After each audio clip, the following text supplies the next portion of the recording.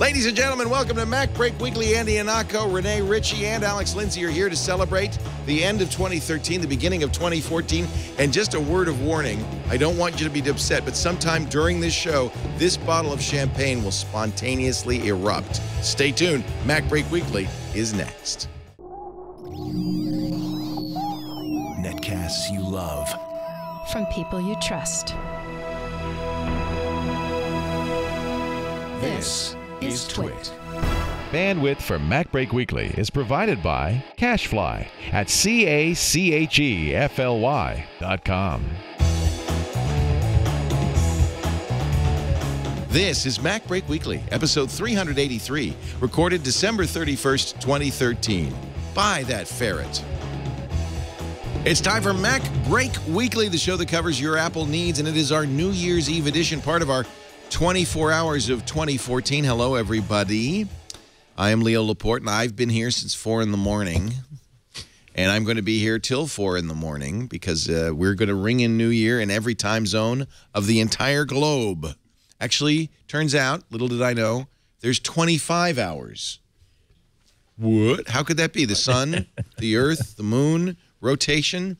Turns out that New Zealand opted to go into summertime, and so they are actually, we missed them. They started at 3 a.m. We missed them. Samoa and American Samoa are the bookends. Samoa where the day begins, or Guam. And then American Samoa is the last. And we're going to try to get all of those in there. If you work in one and live in the other? Wouldn't that be weird? You could just go back and forth and you lose a whole year each time. That's Renee Ritchie from imore.com. Happy New Year, Renee. Happy New Year, Leo. You look fantastic. I'm wearing my tux. So James Bond. Bond. Yeah, I don't think James Bond wears striped bow ties, though. This is a little more James Banker. Also here, Andy Anako from the Chicago Sun-Times. Hello, Andrew. Hello, Leo. I was going to say it's more like when you have someone who's been running a company very successfully on the money that could raise, they need to get that next level of funding, and now they have to prove to people who can write a $500 million check that, oh, I guess I better now get my picture on Forbes wearing a bow tie and a nice suit. Okay. Nailed it. Half a $1 billion? Sure. All right. Nailed it. That's exactly what I'm up to.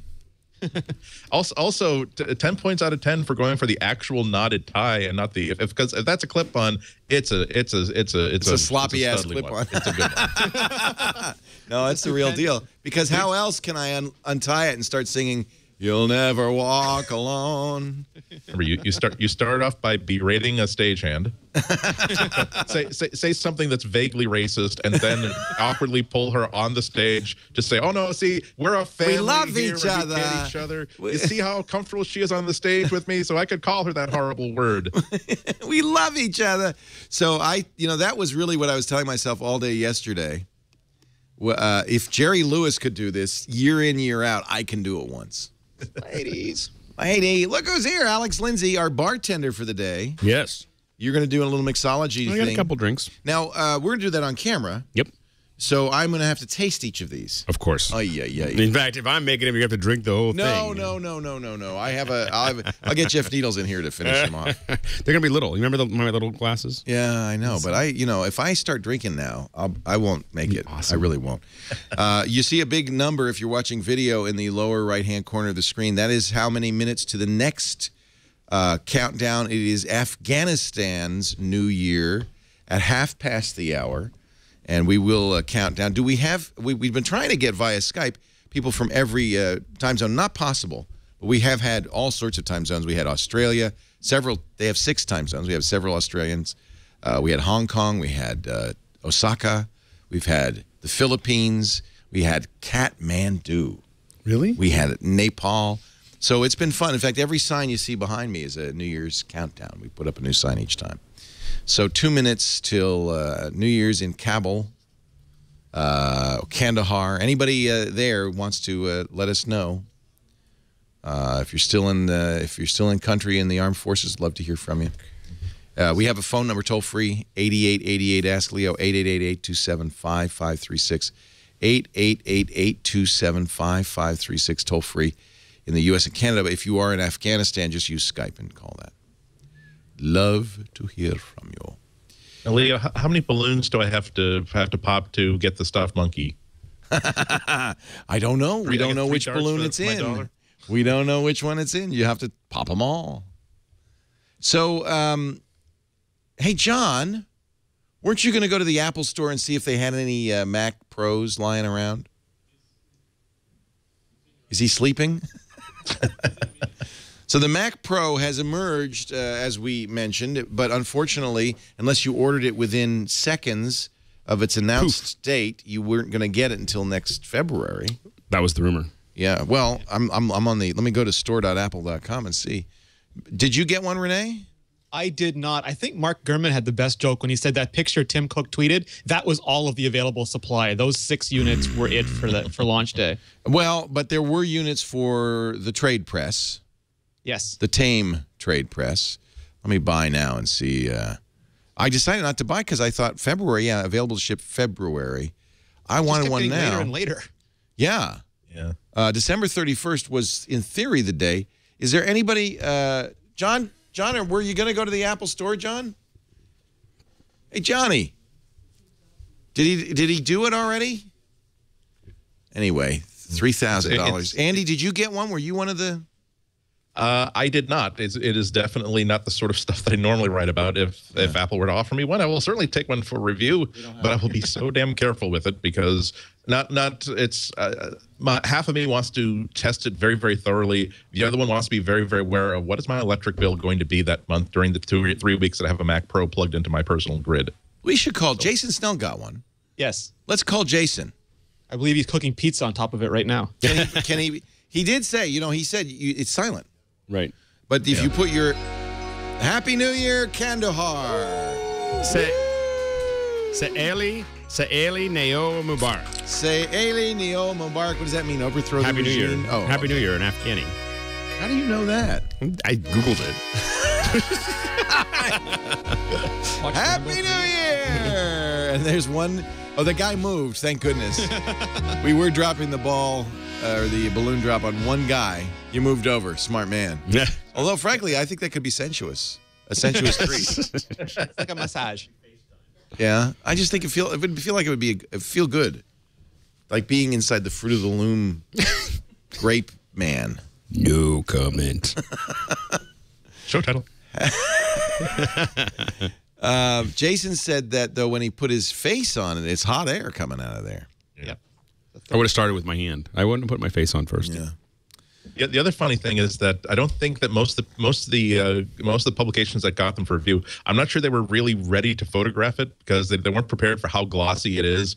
I have had at least 2 people emailing me and ask, how do I get one of the silver ones? And I just said, what silver one? And they sent me a link to a Mac World review. I said, yeah, it's not silver. It's just that it's so glossy that when you have it in a white lab, it just reflects everything around it and it looks like it's a different color. Wow. USA Today got a review unit. And, of course, gave it their traditional deep dive. Apple Mac Pro, small but super powerful, it reads the review. Great home theater piece. Yeah. Also known as Vroom Vroom. Vroom I think Vroom. Dan Frakes had the best piece so far where he shows how small it is in a slideshow compared to other objects. It's really tiny. It's incredibly tiny. I mean, we knew the dimensions. It's not like this is a surprise. It's like a Quaker Oats box is what it is. Yeah. When you actually see it, it's small. That's why we were joking last year that it would be the Mac Mini Pro. I still want one. That's how you know how pro it is. The rest of the Mac Mini has only 4 sides. The Mac Pro has infinite sides. My understanding is that store stock isn't great. Like if you talk to a business rep, they might try to help you out, but you'll probably be waiting in line with everybody who ordered them. Well, that's what we did. We called and they said we don't have any. Yeah. Did we call our business rep? I presume we did. I would love to get one now, but I don't think it's going to happen. So here are some of the pictures from Dan's review at macworld.com. It really is small. There it is next to a cheese grater. It looks like I don't know, a Pringles can. Backup drive. It looks like a power supply for any computer made before 1990. I mean, it really is that small. Yeah. Now, one of the things I think we found out, Otherworld Computing tore it down and noted that it was a socketed CPU, although others have pointed out, yeah, of course it is. All the Xeons of that class are socketed. But It's not usual for Apple, though. It isn't. A lot of times they solder it right down or they do surface mount. I don't know if I would jump to the conclusion that some did. The most upgradable Mac Pro ever. First of all, are you going to put in a new chip and is it going to work? I don't think that a user is going to even a fairly experienced technician is going to want to do that. It's definitely doable, but I think if it is a future upgrade thing, it is something where you kind of want to send it to somebody who's done more than one of these. I was standing by when someone did something very similar, and even this person who does nothing but handle $8,000 towers every single day of his life, it was, here are 9 things I have to do before I even start this, because if I screw this one up, that's a really, really big invoice to get this fixed. Yeah. Starts at $3,000.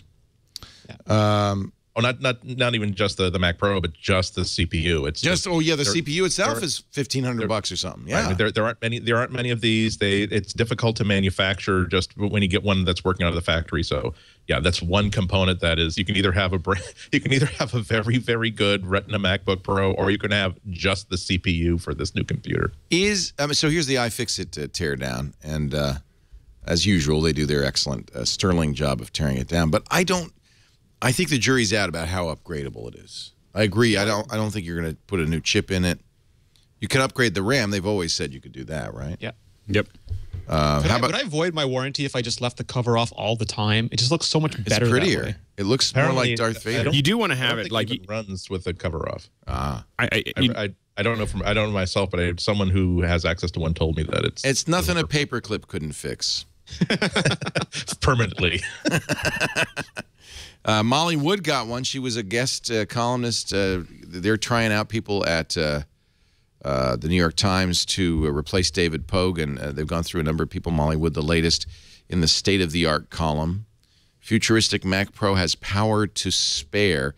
She was smart, or the Times was smart. They used Apple's stock footage for their photo of the Mac Pro. Difficult to shoot, I agree. But you really want someone like Alex to review it, because you want someone who's going to throw Final Cut Pro and massively parallel tasks at it. Well, I want Apple should definitely send me one. Yes, or Anand's tech, because Anand will really do those benchmarks. You know, and all the benchmarks I saw were the kinds I would do: Geekbench and Cinebench. You know, it's not. You know, I don't write his own. Anand would write his own just specifically to test the memory throughput. And I really want to see what they say about this. We'll definitely post stuff once we get ours. We're just trying to negotiate a purchase of a couple of them. Will you be able to get them before February? No, I don't. I have no idea. I'm gonna try. If you buy 6, Alex, they come in a really big egg carton. Do they really? Because that's no. They come attached with like plastic rings that are going to be killed. There we go. Six-pack. Yeah, exactly. 6-pack. 23 minutes till New Year's in Moscow, Dubai, Abu Dhabi, and Muscat. So if we can get anybody who's listening, if you're listening in any of those places, anywhere that it'll be New Year's in 23 minutes, please call 888-867-5536. It's a toll-free number in the U.S., so you can use Skype out to call it, or some sort of VoIP product. It won't cost you anything, because we'd love to drink it with you, drink it, and to celebrate it with you. And I will be drinking, wow, this is great, from somebody on your team. This is Russian Pink Moscato, semi-sweet. That always worries me when I see semi-sweet on a wine. Americans. Nostrovia. Nostrovia. До свидания, товарищ. Have some Sovetsko Moskvato. Yeah. The dollar store has some very, very nice wines. The Russian dollar, the ruble store. Just don't get them confused with the novelty shampoos they also have. Thank you. Did you get this in Russia? No. Fremont. Huh? Fremont? When is New Year's in Fremont? Oh, I bet there are a lot of Russians in Fremont. Sure, that makes sense. They all came in to make Teslas. So Molly did get somebody with some big 4K files to come in and try importing them in. She said they were able to preview and play the extremely large video files without delay, but when we started to apply multiple filters and color correction, video playback slowed noticeably. And finally, Final Cut said drop in frames from playback, but that's to be expected, right? They were 4K. They were 4Ks. Yeah. We just have to keep in mind. Yeah.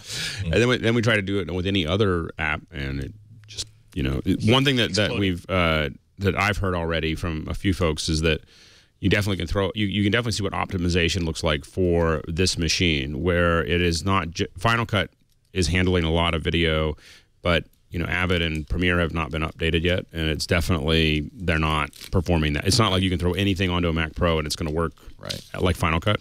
Final Cut was obviously they had the advantage of having a lot of time to optimize it, so that it's also I think part of Final Cut's existence there is to prove to people developers, you need to go back, you need to look at what you can do to take advantage of this hardware. We gave you just a lot of hardware to work with, and in the beginning I don't think we're going to see a lot of performance improvements on a lot of the software until it's rewritten to take advantage of the hardware. Things like OpenCL and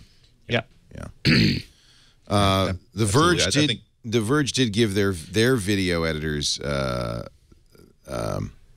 the new Mac Pro, and they played with it a little bit. I don't want to hear this ad for Call of Duty. I've already lost half your life to Call of Duty. I've already lost half my life and most of this morning to Paul Thurrott at Call of Duty. But they're, I think the jury's out. We need to see benchmarks. We need to see more people using it. And it's one of those things where it's a little bit ahead of the time. There was an interesting conversation on Twitter, I think, with Guy English and Chris Liccio and Gus Mueller, who are all developers, and they're just anxious to write software for it. So we're still in the stage where this device is hugely appealing to people who are super smart about OpenGL and OpenCL, and it'll take some time for them to figure out what kind of apps they can make that'll make a huge difference for those of us who just, use them and don't write them necessarily. Would you explain, I don't know, maybe, Alex, what OpenCL is? As opposed to OpenGL. Well, or do you not use this? No. It is. I mean, the NVIDIA's version of this would be CUDA, I believe. Yep. And so these are OpenGL is strictly a graphics processing. It's how to accelerate graphics processing. Mostly for real time. Whereas the OpenCL and the CUDA libraries are really designed to improve the speed of anything. So the idea is that we're not just using these the hardware for playing back video on your screen, but we're going to use them for processing scientific calculations or processing, an application, anything that requires a lot of math. It turns out that the GPUs are specifically very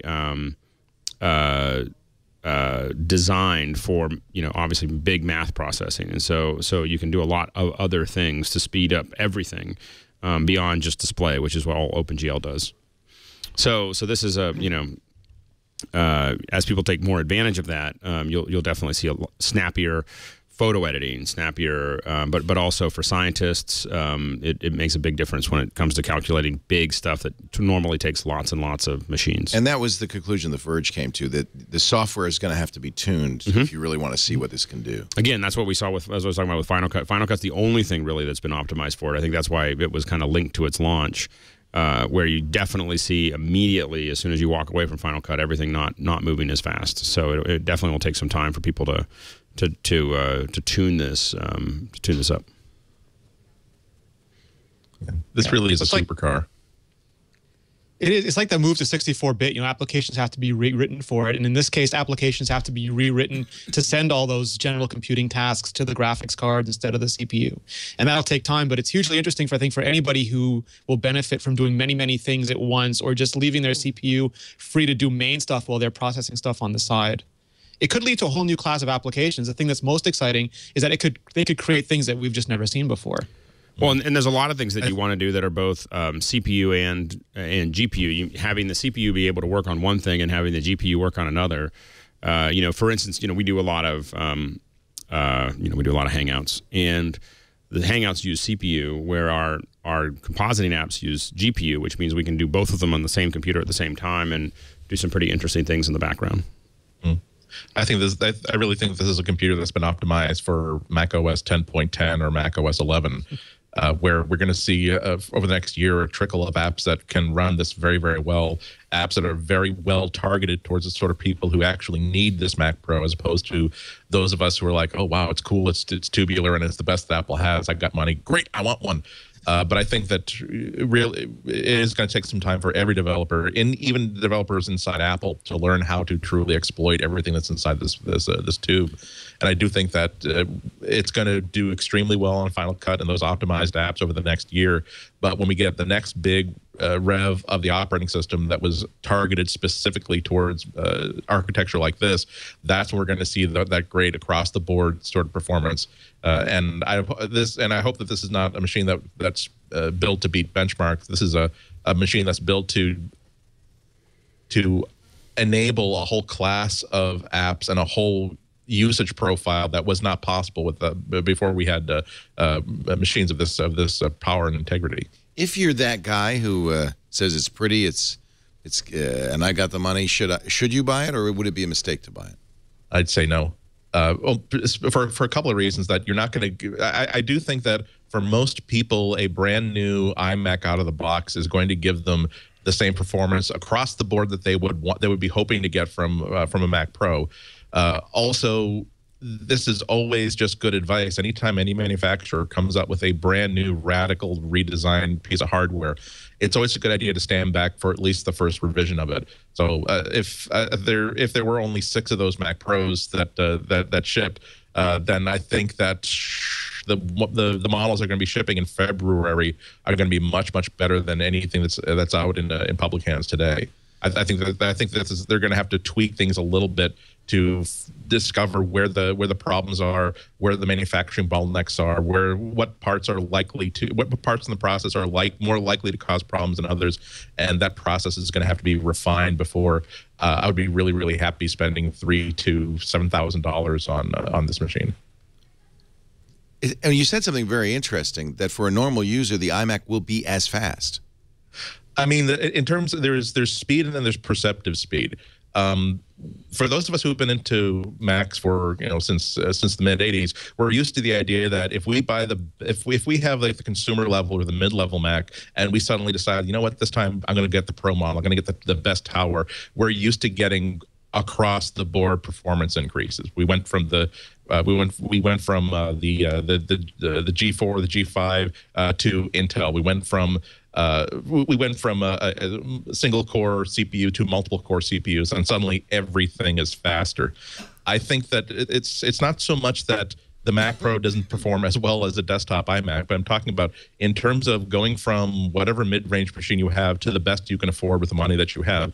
I think that if your goal is to spend $3,000 to improve your computing experience and even improve your speed, the answer might not necessarily be $3,000 to $4,000 for Mac Pro. The answer might actually be, how about $1,500 for a desktop iMac, and then $1,500 for the first really good NAS array that you have on your network, or finally going in and rooting out every single non-gigabit switch and router that you have on the network and replacing it, or buying better network access, or upgrading your hard drives from the whatever USB 2.0s that you've been using to USB 3 or Thunderbolt.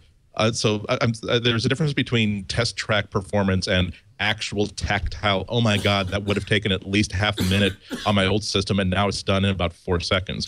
I think for a lot of people, if you stick with the old machine and simply say, I'm going to spend $1,000 buying, replacing all of my onboard storage with flash storage, that in itself will be such a revelation to this person, and they might save $2,000 in the process. So all I'm urging here is that there's a difference between test track speed and actual perceptive speed. And I would completely agree with that. I think that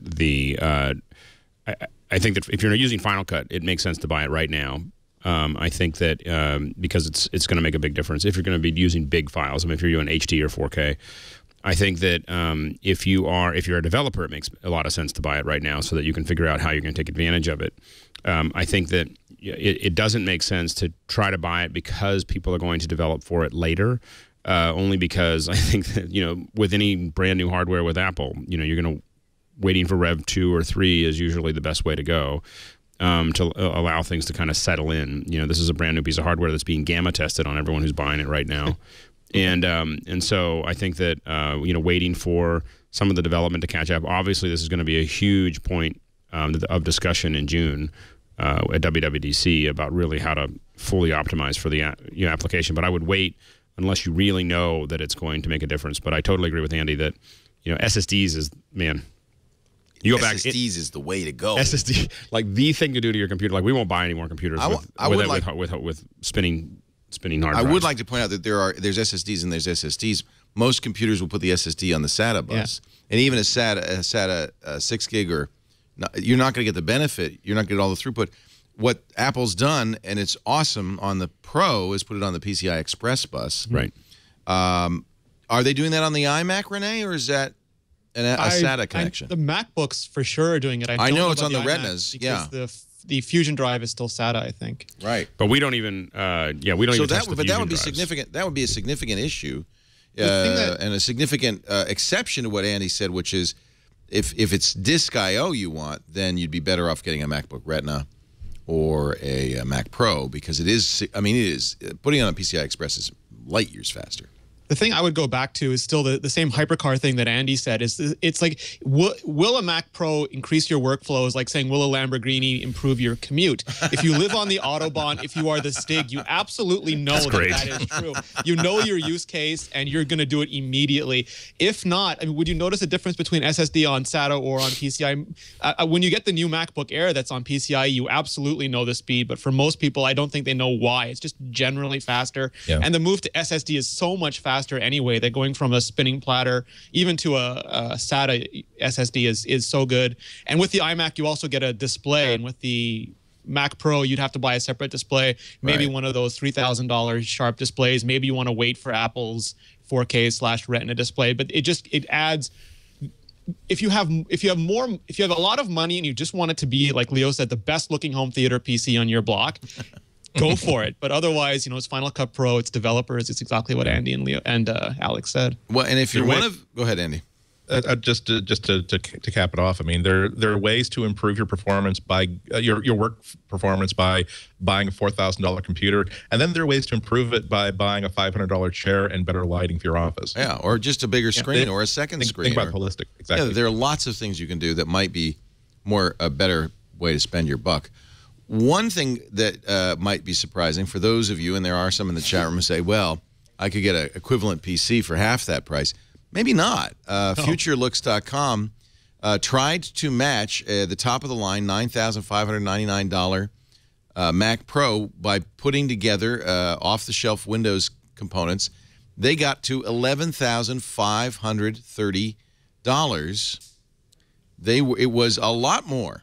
Like $2,000 more to build your own PC. And it's a lot uglier and a lot bigger and a lot louder. Not as well integrated, and on and on and on. Yeah. Apple got incredible deals from the component makers to get the Mac Pro done at that price point. And we're starting to, it's the same thing that Tim Cook theory, when they said, only Steve Jobs could envision the iPad, but only Tim Cook could get it done for $500. We're starting to see that go into Macs now, where they're so good at making these deals. They get those AMD boards much below even wholesale cost, and allows them to make this incredibly integrated thermal core machine at a much lower price.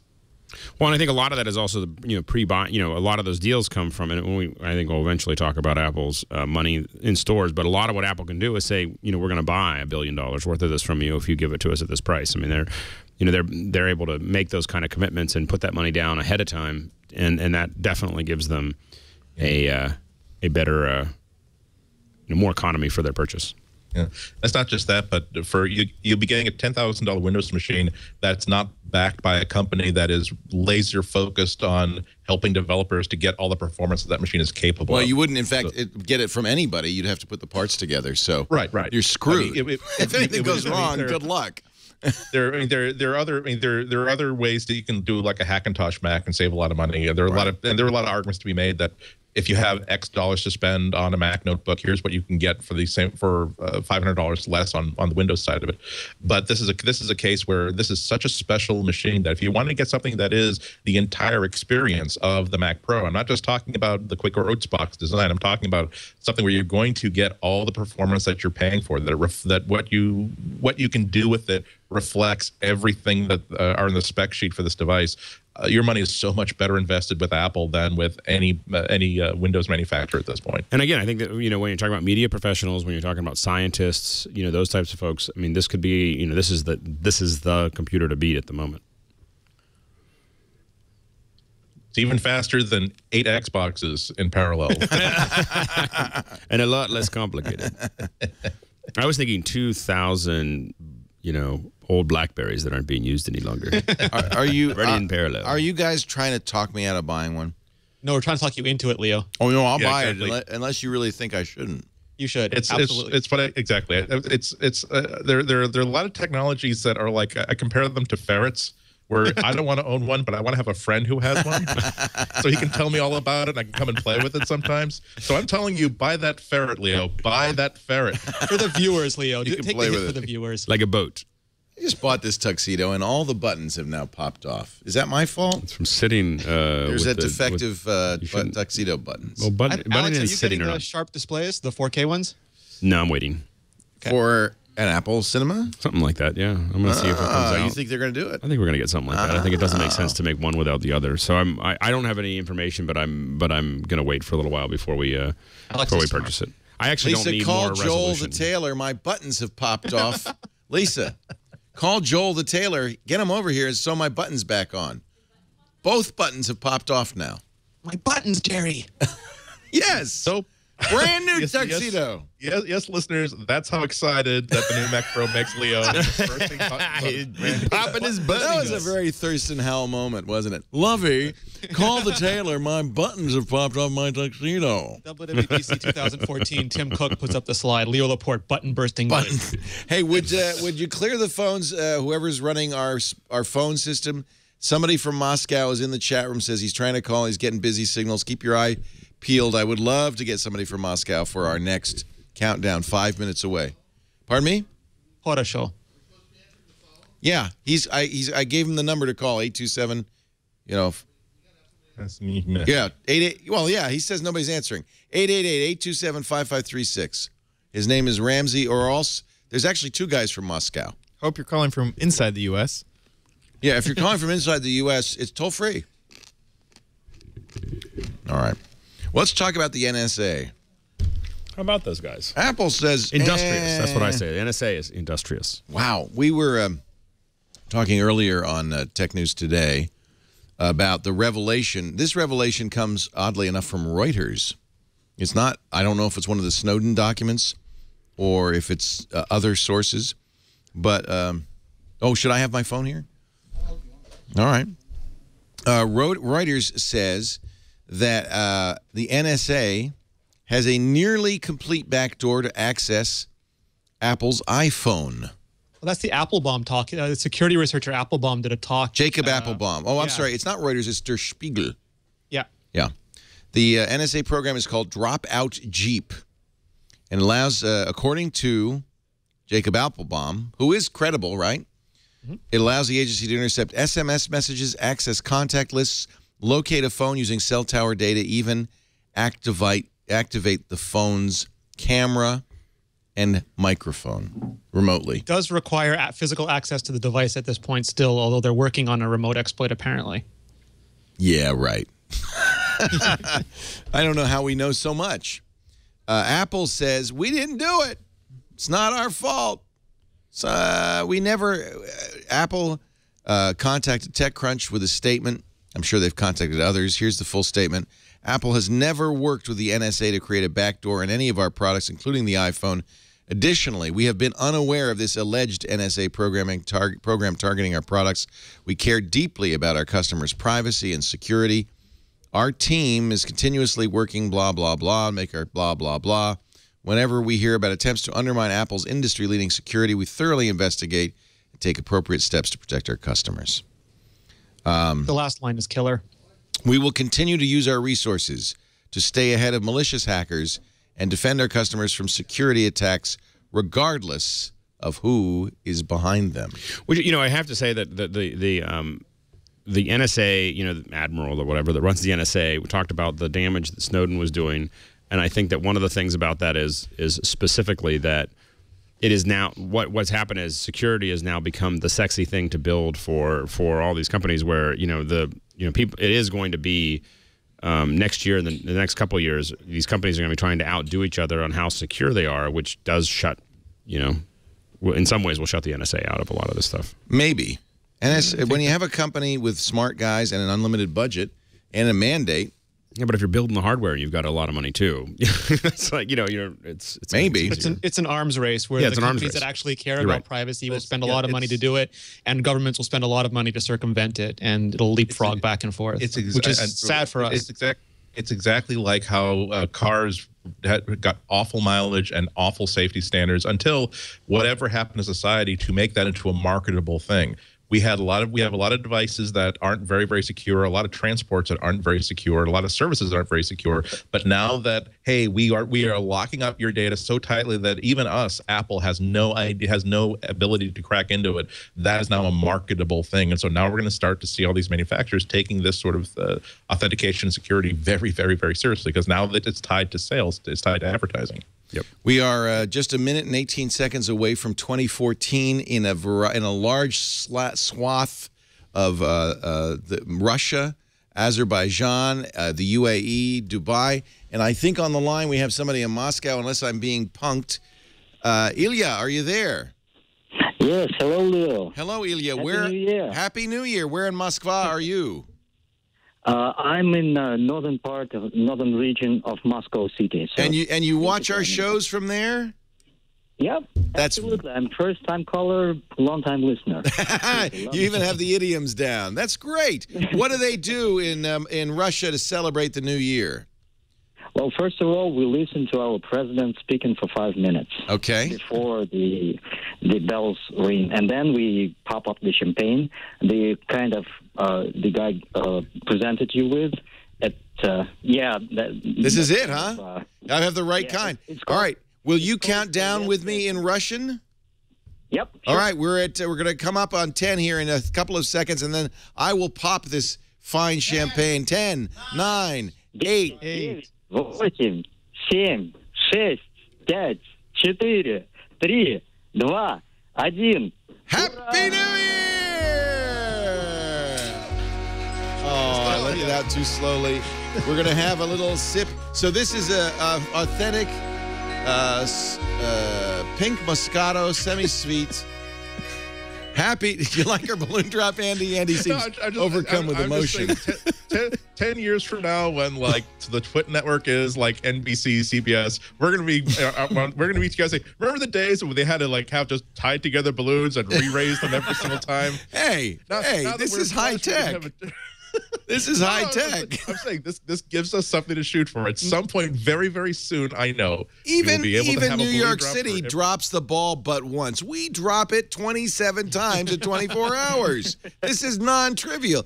Ilya, what are you going to do in 2014? What does 2014 hold for you? Actually, I'm coming to U.S. in January, and probably in summer too, and I hope visit the East Coast to visit my friends, and hopefully I come to California to you, and hopefully I be on MacBreak sometime in summer. It would be our privilege and pleasure, so please make it out here, Ilya. What do you do what do you do for a living? Well, I'm an actor in puppet theater, and that's You're a what puppet? I mainly do. Yep. Is it a marionette, or do you have your hand up the puppet? It's like a hand puppet. Hand puppet. How awesome is that? Bring your puppets. Do a little show for us. Can you do Tim Cook? Of course I can. This is what we've been looking for. The one piece that's been missing from our coverage of Apple events is a really fine Tim Cook puppet. Puppet Tim Cook. Ilya, Happy New Year. Happy 2014. I hope you have a wonderful, prosperous year, and I hope you get to the States and to our Twit Brick House studios next year. All right. This year for you. Thank you. Take care, Ilya. Happy New Year. Happy 2014. Happy New Year. How do you say that in Russian? S Novым годом. S Novым годом. Right. Exactly. Yeah. Happy New Year. Take care. Do you want to try this? Yeah, sure. We need a. Can we get some cups? That's just not a so this is authentic. He says this is what we drink. You knew. It's what they drink in Fremont. It's what they drink in Moskva. It's Sovetsko Miskato. So Leo, you successfully shipped New Year to Russia. Happy New Year. It looks like guys. Хорошо. Спасибо. Oh, it's actually good. It's quite good. Yeah. I did not expect that. That's good. I thought it might taste like crankcase oil. I didn't know. Here. Take it. It's Take it away, vodka. because if we drink too much, we'll be sorry. Be much I should have different asked Ilya and how they feel about the NSA. show. We've been living with that for many years. Yeah, they're used to it. That was Funny, cool. When I was a kid, we moved here from South Africa, and my mother used to tell me stories about how they never knew who the spy was in class, and they tried to figure out who it was, or they would hear when the phones were being tapped, but it never seemed like something I would have to live or go through. Isn't that It always amazing? seemed like a relic of the past. Yeah, isn't that amazing? I will say that it's kind of cool. Like, turnabout is fair play. Back in the 70s and 80s, we used to get all the best ballet dancers by defecting to freedom. Now, like, Russia's going to get all the best like hackers and cryptographers defecting to Russia now. Let me see if I can find the Dubai fireworks, because we did show Sydney's amazing $7 million fireworks display earlier today. And I know Dubai has equally exciting Setting fireworks. the birds on fire. They're setting what? The birds on fire? Let me see. This is, click here to watch live streaming. This is from Emirates. They're going to light up the Burj Khalifa. That's the world's tallest building, is it not? Yep. This is, we can watch DMI's live feed, Dubai Media Incorporated. Let's see if we can find that. An error occurred on server when processing URL. Please contact system administrator. Well, let's see. Let's try another one here. Downtown Dubai. This is YouTube. This won't ever go down. Wow, look at that. Can you get audio? Is it out of live? that? Yeah, this is live because they just had their countdown. Wow, that's the Burj. Holy cow! Looks like a Jim Cameron movie. You can go full screen on this. Holy moly! There's a bit of a competition between Sydney and Dubai. Yeah. New York Holy has its cow! work cut out for him. Yeah. Then again, Dubai's real estate market is collapsing, so they have a lot of really, really big buildings they can afford to close. They can load it up with pyrotechnics. Nobody's going to The world's biggest complain. fireworks tower. Wow, Good show, though. quite something. Quite something. Well, Happy New Year, Dubai. Happy New Year in Moscow. Doesn't this make you real? I'm saying this without any sarcasm. Doesn't this make you really, really happy that as a human species, we get together to say, let's just put on one killer light display that everybody will just spend 10 or 15 minutes looking up, gawking, and being absolutely delighted by it. It is kind of amazing. We are a very, very good species. Yeah, yeah. Pretty cool. Pretty cool. London will have a very big fireworks display as well, and we will, if the weather is clear there, we will go there as well. San Francisco always has a great one for 4th of July. You don't actually see it. It's just like big blurry lights in the fog. Fire in the smog. Yeah. Our next one is Iran at hour. I don't think we have anybody in Iran, but if you're watching in Iran, I mean, look, Ilya was listening in Moscow. Right. If you're watching live in Iran, we would love to celebrate New Year with you live. The number is, it's toll-free in the U.S., but you can use Skype to call it. 888-827-5536. And as GKO says in our chat room, no matter what our culture, no matter what divides us, our religions, our creeds, our races, we all like watching stuff blow up. And I think that's... Yes. That's a fair... Prometheus gave us fire. We wanted to do nothing but set it off. Continuing on with this NSA story, I don't know what more there is to say, except that it's not just the iPhone. We went down a list, a very long list of exploits that the NSA has collected and has been collecting presumably for some time that allow it to hack pretty much everything. Some very creative names in the list. And this is the Ant Division, they call it. And this is from leaksource.wordpress.com. This has got to be more of the Snowden stuff. It sure feels like it, but I don't know if it is. The article I saw said that the hardest was BlackBerry, which took them a year, but they managed to get pretty much every modern platform exploited. They didn't go the route that the Indian government and the Chinese government went, just saying, hey, BlackBerry, can we have your source code? They decided to do it a little bit more surreptitiously. Of course, there's real value to doing it that way because people still trust it. If you go through the list, Iron Chef, this allows you to target systems persistently by exploiting motherboard BIOS So you put it in the BIOS, and they can reboot, refresh, reformat. Doesn't matter. Feed they through. were apparently intercepting them in shipment, right? And then installing spyware. Hacking them. Gourmet Trough. Hallex Water. I mean, I don't know whether you would get this any other way other than the Snowden. Well, you could make it up. I mean, somebody very, very creative could create it. But well played if you did. Yeah. It sure feels like it's accurate. I don't know if it's just me, but the minute I don't know whether I could trust a system or not, my default, like my only same response seems to be you can't trust it. And we were kind of teasing Andy a couple months ago when he said he taped over his webcam when he wasn't ready to have it used, and now I know exactly how he feels. I want to tape over everything. Well, Steve was telling us that the NSA has the capability of turning on your Mac webcam without turning on the light. They we were really 2 years ago trying to figure this out. Is it a hardware connect? Is it possible? Well, the NSA figured it out probably 2 years ago. and I think maybe, if you don't want somebody to spy on you, it's not just the light, it's the microphone. It's not just your Mac, it's your cell phone. Well, I think that if you don't want someone to spy on you, if you really want to be serious about this, you need to stay in a room and close off the windows and make sure that there's a soft pad between those windows because, of course, you can laser the windows. Oh, you mean like loud audio, the audio-based RS retro reflector that provides room audio from a targeted space using radar and basic post-processing? You mean like that? Yeah, that's old stuff. And they were using audio to attack encryption, right? They were trying to read the sounds off the CPU to get through 4,096 96-bit encryption. How about this? The wireless exploitation injection tool. You just carry it around. It's a x86 laptop running Linux. You put some software on there and you can get into Windows, whatever you want. Inject via wireless. This list is kind of scary. When I was a kid, Leo, I watched things like Firefox, where Mitchell Gant could use Russian thought to control a plane. And I wanted all this stuff. I wanted thought control. You got I wanted everything connected. And I don't want any of it anymore. The idea that I could have a neural implant that someone would hack now is just appalling to me. Ginsu. And the names are so good. Ginsu. That is a software application persistence for the CNE implant. It's a Conger on target systems of the PCI bus hardware implant bulldozer. I don't even know what I'm reading here. But anytime I see persistent, I get a little nervous. Howler monkey.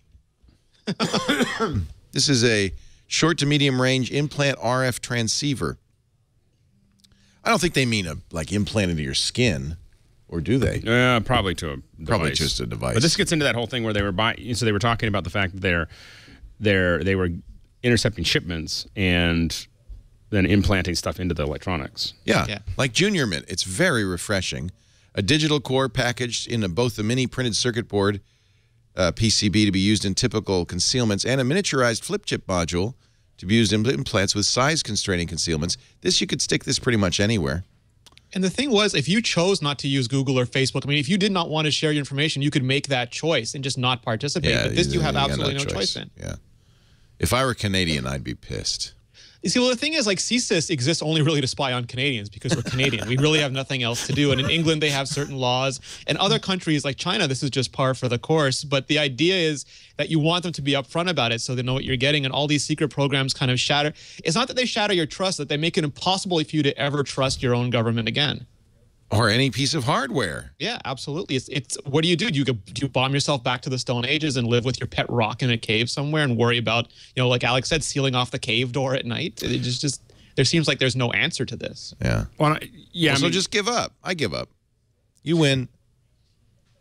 Well, I have to admit that I went in the early 90s, I was extremely, I would like literally Colorado made you give your thumbprint, and I burned my thumbprints off with my skillet. What? They'll melt right off. They come back. What are you, nuts? It's really funny. It's really funny after you've melted them off because you go in there and they keep on asking you for your thumbprint. Doesn't that over hurt? And over again. Yeah, it hurts for a minute. Well, maybe for a couple hours. Anyway, but I was like really serious. Like they are not going to have my thumb. I'm not giving them my thumbprint, and I would use cash, and I was like very serious about this whole thing. And then there was some point I was just like, who cares? I cannot. And so then I just gave up, and I just assumed that I'm being viewed by the government. It's the panopticon. I just went the other way. It's the panopticon. The whole notion of the panopticon was industrial era invention of a guy named Bessemer who said, well, here's what you do. You make a prison where the guards can see into any cell at any time, but the inmates can never tell if they're being spied upon or not. So the presumption of the inmates is I could be watched at any time, and so they'll all behave. That's what we have, a panopticon. We don't know when we're being spied upon, but we presume they could at any time. And this is and there are certain levels of security. You know, I've been really thinking about a lot of the low energy Bluetooth stuff. I just got these little, I don't know where I put it, but I have a I put this little Bluetooth, one of the low energy ones on my key ring so I can find my keys. Love that stuff. And but I realized it's going to get to a point where you put one of those on your kids, in the mall. And you can set it up to say, my kid can't leave the mall, and it will literally, some day in the future, it'll get to a point where it won't open the door for your kid. Like those auto doors will just shut because they'll, he has an ID, which means for a parent, from a security perspective, you just know that your kid won't walk out, like your 3-year-old won't walk out, and someone won't try to, won't pick them up, and these are all. These are all things that are going to happen pretty quickly. I mean, and so I think that, it's going to be very, very hard to be anonymous, I think that it really is going to have us reevaluate what is the trends, what is the contract that we have with our phone? And I'm not talking about the contract we have with the carrier. I'm talking about here is the ways that this pocket device is going to enhance my life on a day-to-day basis. And here's what I have to give up in order for that sort of convenience. And we're used to the idea of, I think we've been seeing over the past 10 years how we can create our own terms of service that, technically speaking, this will allow anybody to get in touch with me at any moment for any reason. But I also have the ability to ignore it, to not have this Pavlovian response to it. But now we realize that another part of that contract that we have is that it is incredibly useful to have this device that can maintain a communication between ourselves and the world that's around us. I'm talking about our physical presence, with having GPS around, having connection to Wi-Fi around, being able to access information everywhere. But now we know that part of that cost is going to be that information is going to be exposed to a third party. And whereas traditionally we always used to think about that in terms of, well, what if I'm using an unsecured Wi-Fi hotspot? Now it's also, what if there are people who have the sort of resources for which encryption and countermeasures mean nothing? Am I okay with the idea that the fact that I'm drifting through this Wi-Fi network, not accessing the network, I'm just happen to be driving through it, am I okay with the idea that a government agency or even a private individual will have that ability to note that sort of stuff? Well, and I think one of the things you have to, I mean, and I don't mean to be so resigned to it, but it's just like I worked with a lot of folks in the 90s that kind of shattered any view that I had that I was ever going to be private. I mean, we can. There's a lot that they can do. So the thing is that there's a lot that can be done. I mean, they can identify you from 50 feet away of an embassy, from the heat recognition on your face through cloth, and if you start coming past that embassy more often than you're supposed to, they start tracking you. So the thing is that's circa like 1993.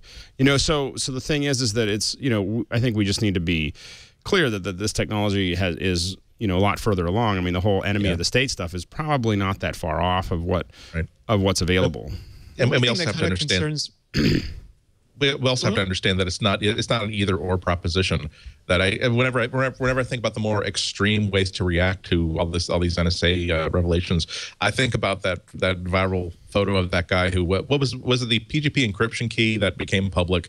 And someone tried to make it illegal to post that. And he said, "Oh, I'll show you. I'm having the key actually tattooed on me. This happened, mister. You can't control me." And now for the rest of his life, he has this thing on his chest that means absolutely nothing to anybody. Yeah, he has to say, "Well, I decided that the events of the past week required that a stupid and useless gesture be made on someone's part, and that I would be exactly the right person to do that."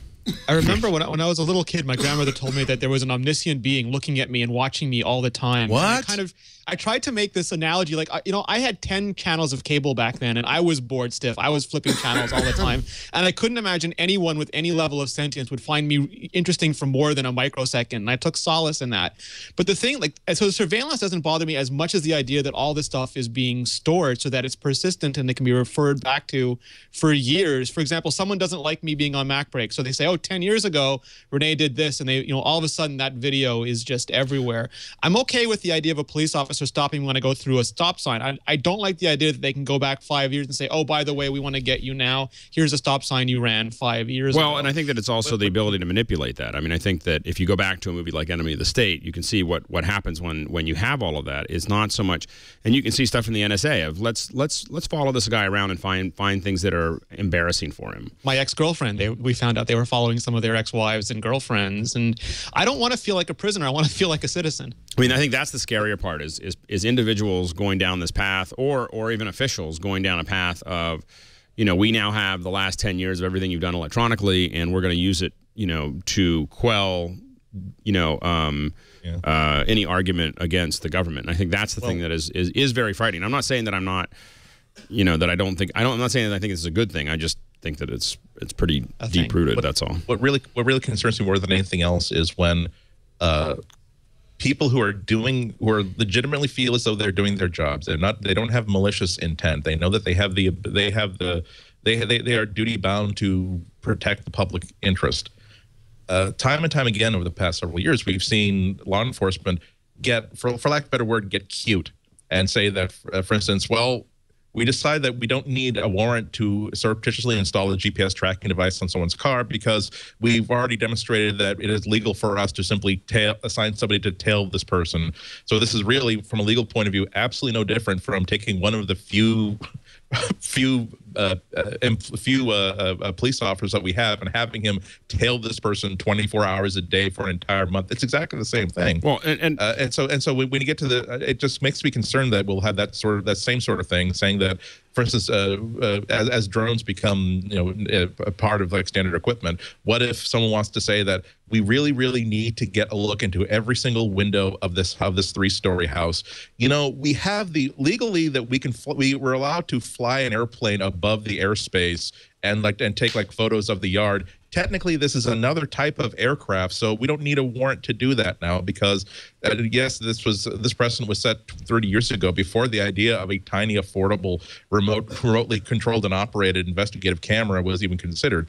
That's the sort of stuff that really concerns me. Well, and I think you need a warrant for stuff. You need to, at some point, present yourself to a judge and say, here is what we want to do, and here's why we want to do it. And when you start to think that we don't need to get permission from everybody, that's when I start to get really Or the recent case they said because we gave Google stuff, we're no longer entitled to not give it to the government. Well, and I think that the other side of obviously the other coin of this is stuff like the Boston bombing, where those guys were dead to their rights within a couple hours after that happened. And the only reason that their video was released of them, which was 1/10 of what the FBI had, was because vigilantes were starting to go down the wrong path. The thing is that you really got, I don't know if you really look at all the information that was acquired of what they've made public, of what was acquired of those guys from all the surveillance cameras, obviously there's a lot of stuff that, it takes all the fun out of having a terrorist act in the United States, and I think that is, or in any place that is highly... Unfortunately, it didn't stop it.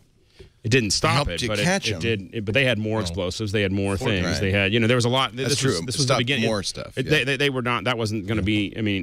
When you saw what they already had, they definitely were planning more. And it also has to be said that we shouldn't set ourselves up to think that law enforcement is the bad guy universally, because whatever surveillance that was in place was not able to prevent the Boston Marathon bombing. But every time that law enforcement has a victory like that, they almost by definition can't say we prevented this and here is exactly how we did it. Well, and also they're not telling you about most of their successes because they don't want to scare us from leaving our house. There's the cost of. I think we also have to be clear of the cost of being an American is very high, and we are the rich of the rich, and there's a lot of people that are upset with us that have a lot of other things, and we can talk about why and everything else, but the point is that there's a very high cost of being American that we just have to be aware of as well. For me, it's the checks and balances. Of course, law enforcement is going to want every tool at their disposal. They should want to be able to do everything they possibly can, but there should be an equal and opposite oversight of that. And I think that's where we're having the failings now, especially in the government. You know, whenever we're scared, whenever we are injured, whenever we're hurt, we're usually more than willing to sacrifice a little bit of freedom for the perception of protection. But that's supposed to readjust and rebalance. And we're supposed to have people in authority saying, okay, these are the tools you need this far and no further. And it seems that this far and no further, like Andy said, is becoming very, very slippery. I think it's obvious that the biggest thing that's missing right now is checks and balances. Yeah. So Anand has just released his Mac Pro review, thanks to the chat room who noted that he just tweeted it. And I guess we'll have to kind of parse it bit by bit. Anand, of course, very good at getting down to the hardcore guts of performance in particular. Let's see if I can. It's a long article as usual. Let me. It's what he does best. Oh, it is. And how many people are just like sighing, saying TL, DR? Yeah, that's because it's a substantive piece that will actually make you smarter at the end of it. So I'm sorry. Yeah. He's got 5 generations of Mac Pro compared. This is where the history, the heritage of Anand is just remarkable because, of course, he's done these benchmarks going back years. And here is Cinebench, which, of course, I'm not sure Cinebench is the best measure of this. I think he does the standard ones just to give you something to relate across different platforms, and then he does his own to try to dig deeper into it. Yeah. Here's Firefox build time. Let me. He's got putting Mac Pro performance in perspective, professional apps, Mac Pro versus consumer Macs. That was that discussion that we were having. The PCIe layout, GPU choices, gaming performance, power consumption, and noise. Let me skip. What we'll do is I'll skip to the bottom and invite you all to go to Anand, ANANDtech.com, if you want to read the full Final review. words. It's badass. Final words. I honestly never thought I'd go back to a Mac Pro. I appreciate the flexibility offered by my 15-inch MacBook Pro as a desktop, and there's no way I was going to take 2 steps back in a single-threaded performance just to get a quieter system. Over the past year, I spent a lot of time with a 27-inch iMac. As I continue to evaluate Apple's Fusion Drive, I appreciate the greater thermal headroom, the quieter operation, the better GPU performance the Mac offered me above the Retina. Combine that with the fact that I've been on the road a lot more lately. I've been having to take my 13 around. It's actually, he says, shocking how poorly Final Cut Pro 10.1 runs on older Mac Pros without an upgraded GPU. So it sounds like the time is right for this. He likes how much RAM it can support. He likes the chassis a lot. It's a risk, but one that absolutely must be taken if the desktop is going to continue to exist and thrive. The thermal design makes a tremendous amount of sense. Thermal core works extremely well in practice. Apple did a good job of hiding most of Intel's Ivy Bridge EP platform faults from the end user. USB 3 and Thunderbolt 2 are present. Latter can drive up to 6 displays without any funny cable trickery. He says he's disappointed that there aren't any high DPI modes for the 32-inch Sharp. That's something that 4K people will be interested to see. All in all, the Mac Pro is a good update to its aging predecessor. Apple did a great job with the new chassis and built a desktop that's extremely dense with compute. Don't know what that means. More compute per square inch, Leo. It's compute density. That's true, given the size of that thing. Yeah. That's going to be hard to beat. It's amazing how Apple, they're so successful for with MacBooks, they RVs, can take these huge risks with their desktops. The old Mac Pro was a big, bulky pain to work on and substantially behind the consumer Macs in single-threaded performance. The new Mac Pro literally fixes all of that. If you have a workload that justifies it and prefer OS X, the Mac Pro is thankfully no longer just your only solution. It's a great solution. So a very positive review from Nandlal Shimpi at AnandTech.com. After I got over the whole round thing and I understood why they were doing it. Why? For cooling? Well, yeah, I mean, you can't build something that small if you don't cool everything at one time. Right.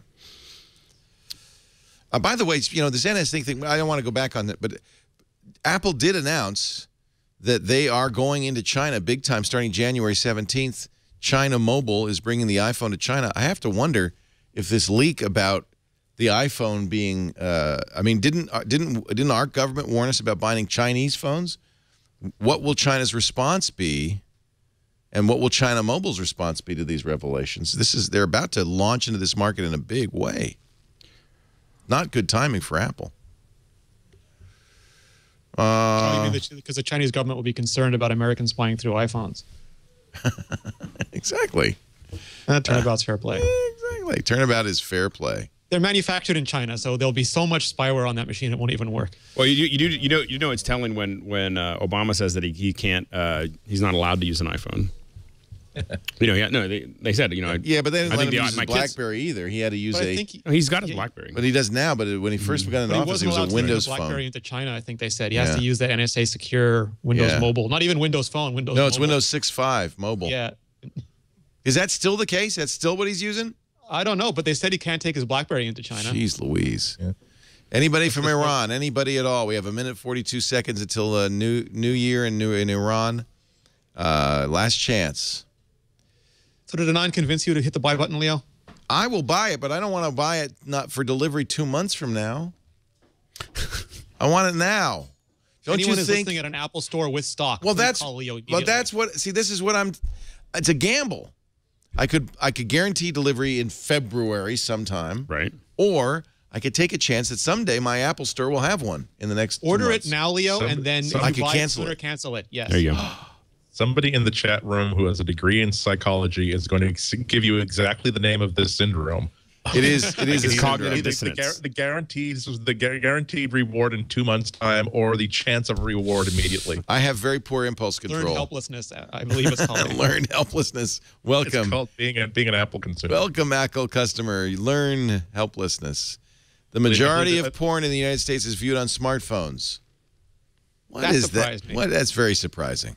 Yeah. But that's crazy. why Apple really wants to stick with that one-handed operation, I think. There's a big screen joke in there somewhere, Leo. I'm not sure if I want to see porn at 4K. I don't know. I already find all those tattoos upsetting. I don't know. I talked to a guy in LA. I was at speaking at some event, and I asked him. This is years ago. I said, "So what do you do?" And he goes, "Oh, I'm a rotoscope artist. Rotoscope artist is someone who does paint fixes." Hold on. 10, 9, 8, 7, 6, 5, 4, 3. Really? 2, 1. Happy New Year! It's 2014 in Iran. Whoever's in that chair underneath the balloon, wow, what a bad seat for this. There was a guy there, actually, and he moved. Really? Yeah. And this is very similar to Afghan. It's Sela no Mubarak. Sela Mubarak. Why is President Mubarak showing up in both of those? No, I don't know either. Evidently, Happy New Year. He evidently was a real party animal. Yes, in Farsi. Thank you, everybody. It is 2014 in about half the globe, but we've got more to go, and we're going all the way till American Samoa. Our next New Year's Eve will be in Nairobi, Baghdad, Khartoum. I've been sitting here Minsk. trying to get a hold of somebody in Nairobi. You know people in Nairobi. I know. Well, I have a friend, Hanif was in Dar es Salaam, and I was like, "Are you awake?" And he is, but he's in Doha on his way to Orlando. I was like, "Oh, that's not going to help." So you can call us +1 888 827 It is a toll-free number in the U.S., which means if you use Skype out, it'll be toll-free to you. I'm sure that our listeners across the world are who are also Apple fans are like relishing this because usually it's those of us here in North America, we get the good stuff first, and that's them the rest of the world who have to wait for the cool stuff to arrive. Here we are just holding on. We can't pop the corks. We can't really do it because But okay, I hope in New Zealand, I hope that in Iran, I hope that in Russia you're enjoying it. Just don't spoil it for us. We will read your reviews of 2014 because we can't wait. But we'll be with you in moments. I'm very curious what they drink in Islamic countries where you don't drink. What I've been drinking, Martinelli's sparkling apple cider. Oh, well, there you have it. It's lovely. A lovely beverage. When are you going to do your mixology class? After MacBreak Week? After MacBreak. About an hour after MacBreak, I'm doing, I think, three sessions. Okay. And we'll talk about 2 drinks each time. Okay, good. The GizWiz is coming up in about 2 hours, a little less, 1.5 hours. So maybe we should wrap up MacBreak Weekly. I think we've got all the big stories. might be a good time to do our picks of the week. And actually, my pick is your pick from last week. I brought in the Anki. So we're going to do a little Anki driving. But first, let's get Renee Ritchie's pick of the week this week. My pick of the week is Sonos's home theater system. A friend of mine, Kevin Mitchell, has been telling me how good Sonos has been for a long time, and I just didn't have a use case because I do not listen to a lot of music. But recently, they've added a play bar, which is sort of like a center and 2 side speakers, and they've added a sub, which is a giant subwoofer to their system. And I watch a lot of movies and a lot of television, so immediately I had some reason now to justify the still rather massive purchase price of this equipment. And Andy very kindly on Twitter gave it one of the best things he ever says is this is something that I would actually keep myself. When I hear that from Andy, I know that it's really safe to buy. Yeah, I agree. So I went straight in. I got the play bar, I got the subwoofer, and I got 2 Play 3s for the sides because I have a rather large octagonal cavernous. Wait a minute. Let me do the math there. That is, you're talking about, what, like $1,500 worth of crap there. It's Canadian money, Leo, so I pretend it's like eating calories on a plane. But I want to point out I have exactly the same setup. It's fantastic. It's awesome. But previous to this, I had a Pioneer and I had the Element speakers, and it took me forever to wire them up, to run wires around this massive room to get everything calibrated. This, I plugged in the play bar right into my network. It sits right next to my router, so it was easy to do. It detected the other components. It asked me a few simple questions about where they were positioned. It ran some software updates. It calibrated everything. The controller, they've gotten rid of the expensive $300 controller. You have an app now on your iPhone or iPad. It lets you control all the elements. I can easily go to night mode so my neighbors don't complain after 11 p.m. I can easily make it enhanced speech so that the sound effects aren't overshadowing all the dialogue. And it sounds terrific. It is 5.1. I used to have 7.1, but I am not acoustically sensitive enough to notice the difference. It still sounds terrific. The subwoofer is much more impressive than I thought it would be. The play bar compared to discrete speakers in the front and left, absolutely fantastic. You can also, it does not unfortunately support AirPlay. That's the one thing that I'm missing, but I have an Apple TV hooked into it anyway. The optical cable comes right out of the TV and into the Sonos system, so it doesn't matter what source is going into your TV. It'll just go right out into the system. And it is almost miraculous. We've talked about the Hue light bulbs before. I have that all over the house, so I can control that with my iPhone. And now all the sound is being controlled with my iPhone too. I had a bunch of family over for the holidays. We've been watching a ton of movies, and I'm more impressed with it than I thought I would be. I agree. Love it. Yeah. Love it. It's also they get you because you buy this like you buy a model train set. Yes. Where you buy the first set, and then because it's what I like about Sonos is that it is an expandable system. Because if all you want to do is I want to have really, really great sound in my living room where I listen to music, you can do that. And then maybe 4 months later you realize, oh, if I throw another Sonos, a $200 like Play 1 speaker in my bathroom, then I could like be listening to music in the bathroom while I'm showering and shaving. Well, actually, I should also put one in the bedroom because that way I can pair those two as 2 different mono speakers. And so because I'll shower, then I'll move into the bedroom and get dressed, and I'll have the same audio going from oh god.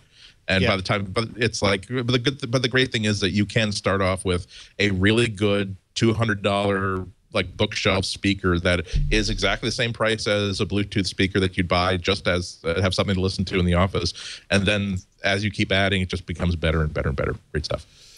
I have them in every room. It is a ridiculous expense, but if unlike me, you actually do listen to music, they ties into songs on a bunch of other fantastic services, so you can just play directly. It's quite marvelous. Well, and I use it's not like what I used to do. I used to do this sort of stuff by having Bluetooth speakers, and the thing is, they're independent streaming media devices. So really, if I've got the app on my Android phone, I've got the app on my iPad, I've got the apps on my Macs, and each one of these can simply direct whatever music I want to any speaker I want. So I don't need to simply have this phone with me. That's the repository of my music, and it's good stuff. Yeah, and if you are a person who loves great music, you can have a Sonos Connect in your stereo system, which I do, so that I can use my nice speakers and my nice amplifier, but use the Sonos wireless capability. So that adds the regular stereo into the mix, and that's nice too. So you have a lot of choices, a lot of nice choices. We didn't finish your Thank you, Renee. We didn't finish your story. I interrupted it with a countdown. I don't remember what story I was talking about. What was the story he was talking about? Oh, the roto. So roto is, we're talking about 4K. Rotoscoping. Yeah. Rotoscoping is when you, or paint artists, you paint stuff out, and you correct things. And there've also been entire movies that are rotoscoped. Well, Waking Life is an amazing, right? But I mean, pretty much the original Lord of the Rings. Pretty much every Bakshi. effect shot has some roto in it. I mean, so 80% of Lord of the Rings, 90% of Star Wars. There's some roto, like they're touching something up, like that something went behind his head, a mic got into the shot, and there's a lot of stuff that's pretty intense. So anyway, so I said, I was interested in what movie he was working on, and I said, so what do you do paint fixes for? And he said porn. And I was just like, wait a minute, they rotoscope porn? And he said, yeah, he goes, when we moved to SD to HD, there's a certain class of actors that don't really go from SD to HD well, and so my job is to fix that. Wow. That is about the worst job I've ever heard of. And he said, I just got to get out of this. I just got to get out of it. He goes, I can't. He goes, I'm kind of amazed that the budgets of porn allow for rotoscoping. Evidently for some of it. And back, this is years ago though. This is back before the Internet of Things. Too bad they can't rotoscope acting in. Yeah, that would exactly. Yeah. So anyway, your pick of the week.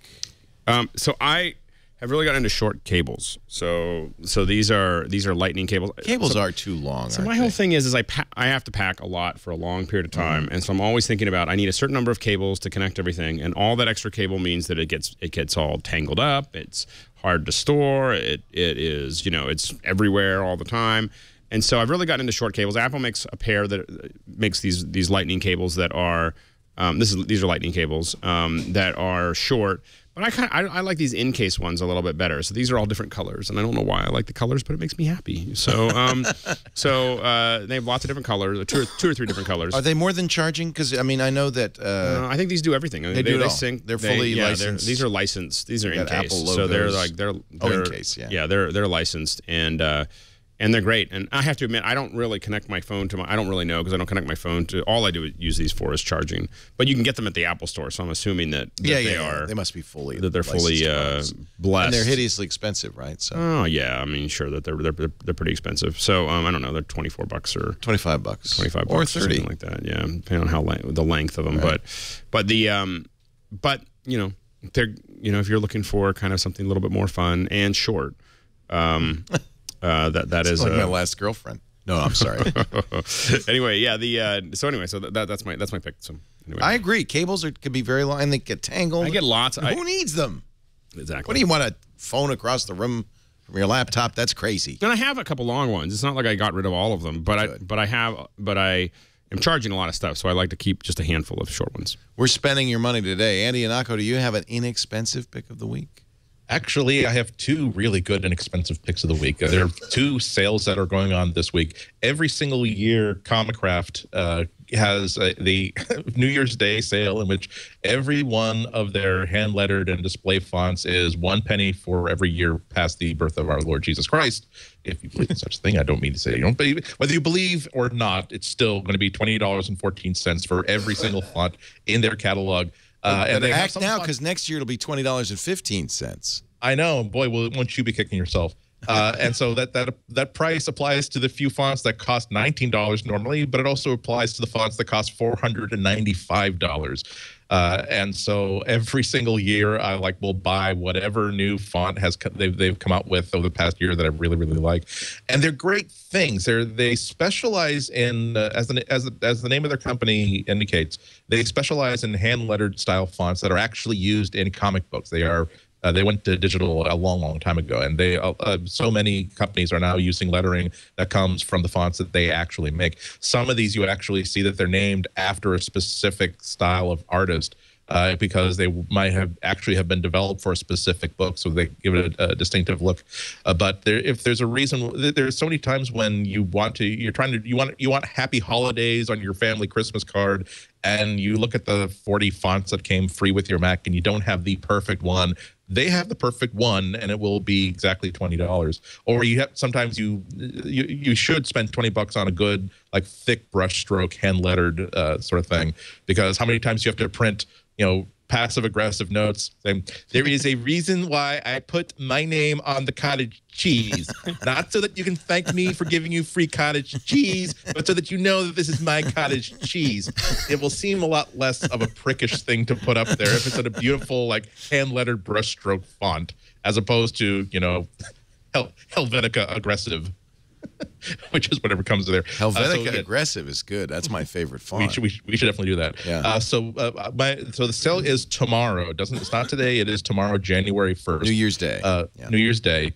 Sometimes they extend it by a few hours. So if this goes out like a little bit later than that, you might still be in there with a chance. If you're listening live, what I recommend you do is definitely hit the site today, because that's when they have like the regular prices still up. And so sometimes you want to see, if you're on the fence over whether you want to buy this one font or not, maybe the fact that, well, this is normally $140. Yeah, maybe I'll just toss $20 out the window. You can also download a PDF catalog that has everything in it, and you can browse them that way. So that's one pick. The other one is something that I just saw this morning. Comixology is having a really great sale on digital graphic novels of DC, some DC Comics best comics.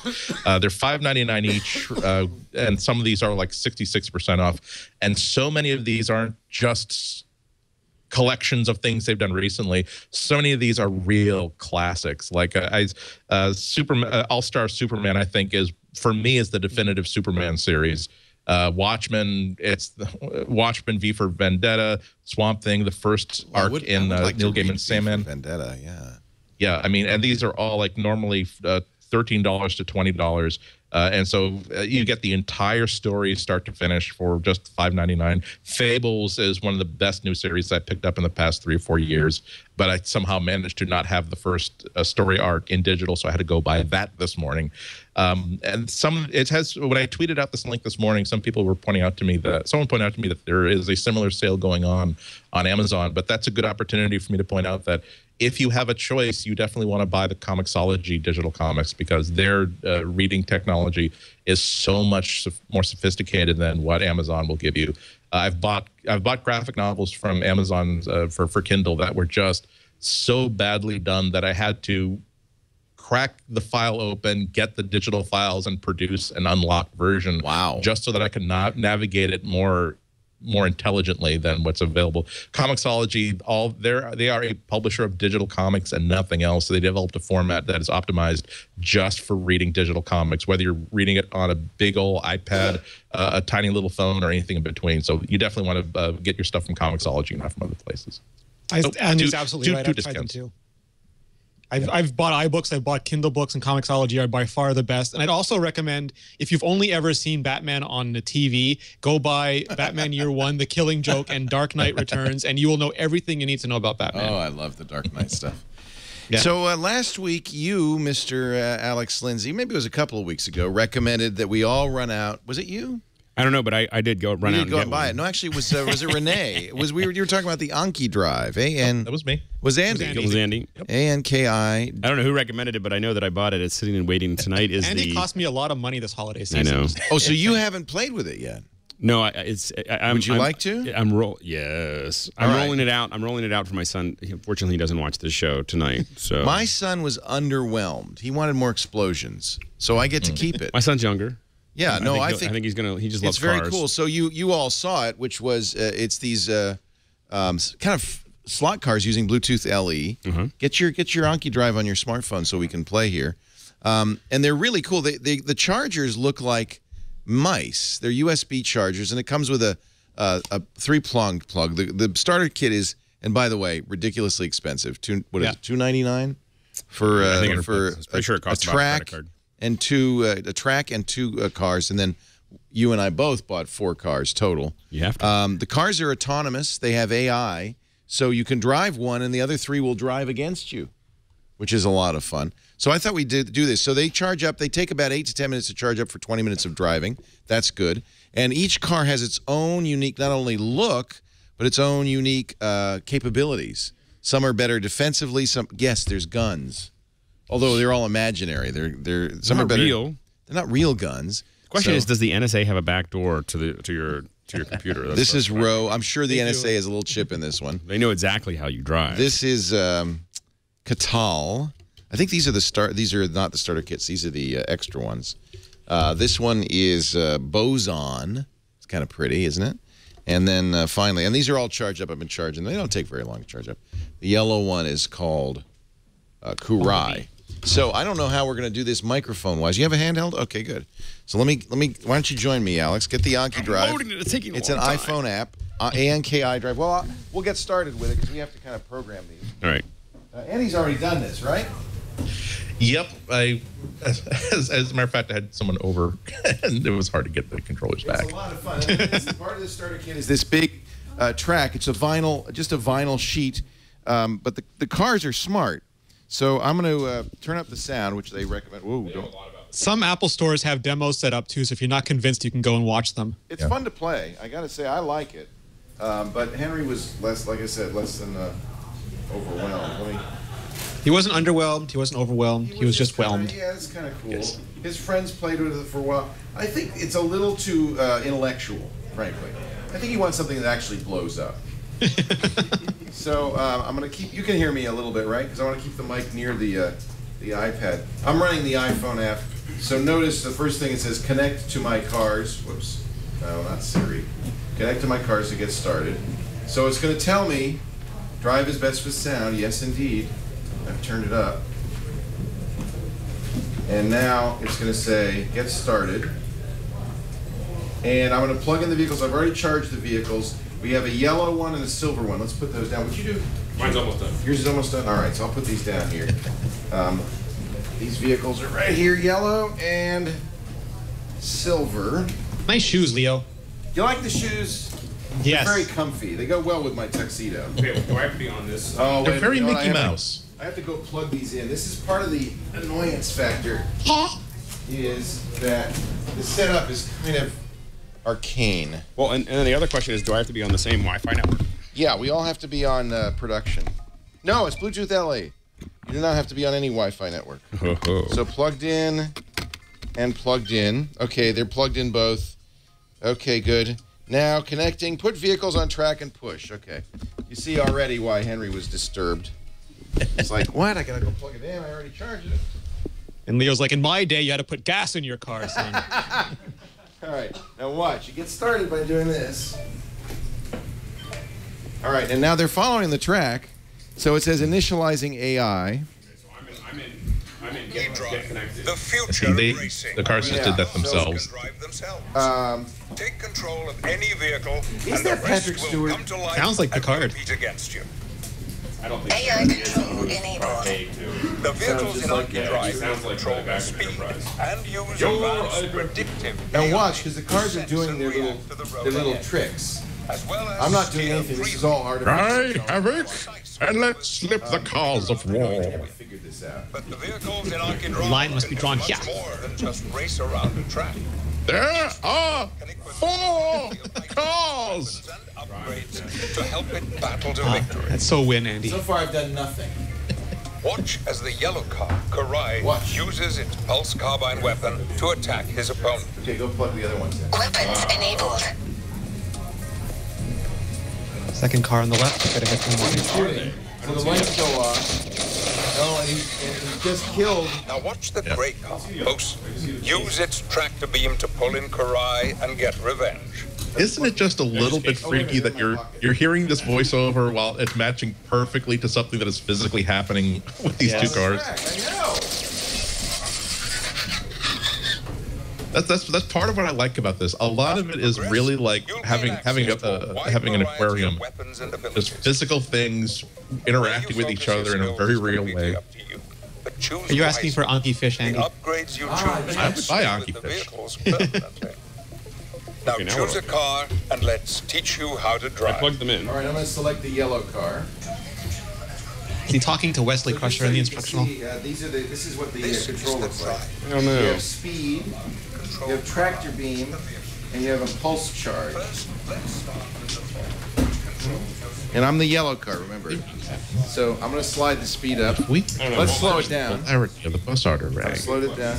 If Andy and I had Scottish accents, we could do the traditional BBC coverage.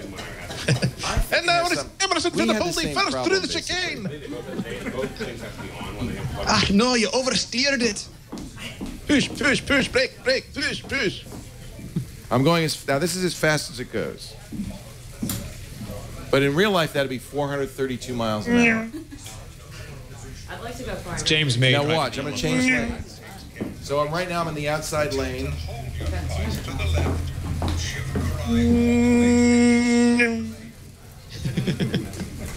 And so you can't not stay in. Oh, 200. Shift back to the outside of the lane. Blast him, Leo. Not yet. The I'm basic getting controls are trained. out of the way. Trade a little paint. This is your Don't call Leo the intimidator of the carpet for nothing. This is your trigger, which fires your currently equipped weapon. All new drivers start with the This is my pulse Anki car. There are many just like it, but this one is mine. in front of your vehicle. This is your support item, which activates your vehicle's special I'm ability. a little teapot, Press short hold the and track stout. beam to draw the gray This car is my person handle. into firing This range. is my spout. Now press and hold the trigger to fire your weapon and drain the I other piled car's upon the engine. back of the car all my hate and all my anger. Would I had a pulse cannon, I would have spat my foot. Good job, Leo. Notice using your items and weapons Leo got the Decepticon. Using them too much can make you vulnerable to attack. When a vehicle runs out of energy, it becomes disabled and the attacker earns a point. Put that car back on. Congratulations on completing the new Now I use and think, training. Alex, you might be able to Now pair you're ready for battle. with this silver. Petaluma Drift. I'm going to create a player, and that player will be me. Elliot. Nitro Bunny Funny Cars, tear up the track in Sunday morning action, action, action, action, action. At Petaluma Raceway, Twit Studios. I'm going to play with friends. So who will host Some this game? say. I will. Choose players, looking for players. All right, all right, all right. I did not plug it in. I simply touched it against You can pair with Oh, now you have to go through the training though, devices see? at the same time. See, this is what I found. This is why the kids didn't want to play with this. because everyone had to get trained. Because everybody has to go through this crap. Right. Like driver's ed. All right, I'm going to play against you I'm going to play against all three of you. Hold on a second. All right, here we go. We call him the Stick. All we know is it's called the Stick. And on that bombshell. Those ones are ready.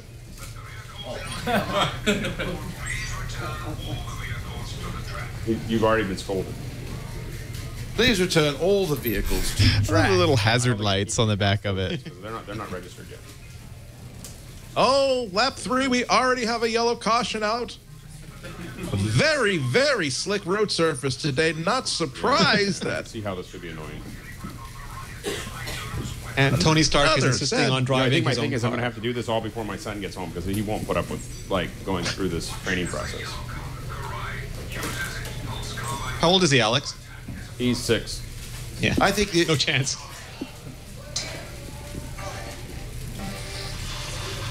Whoa. Whoa. that guy.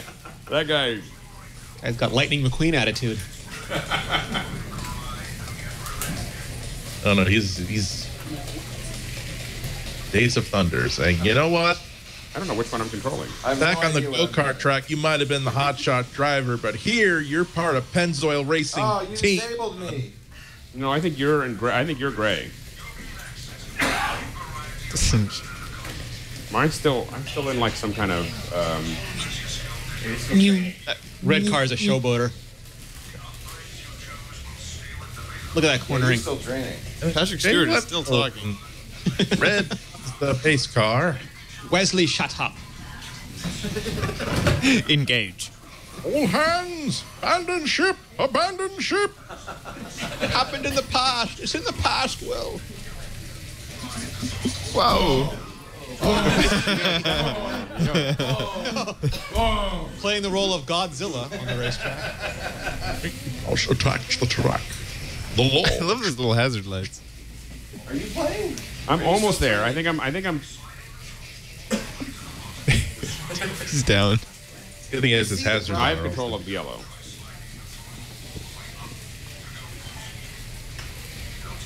I don't know. Yeah, I'm blue. Whoa! Whoa. I spun out. Please return all the vehicles to the track. Make it so. Obviously, Obviously, it's not a single effort. I really have to give our due to the Mountain Dew pit crew that really got me times out there quickly.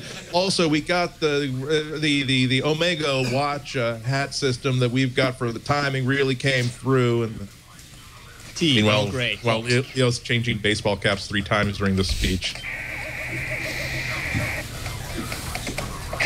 It's 3 minutes till New Year's somewhere.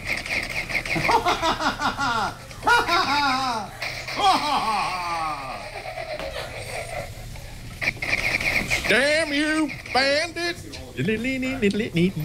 Leo, you're in control of semi-sentient organisms just manning their destiny. Nairobi, Bangkok, Khartoum, Minsk, and Riyadh.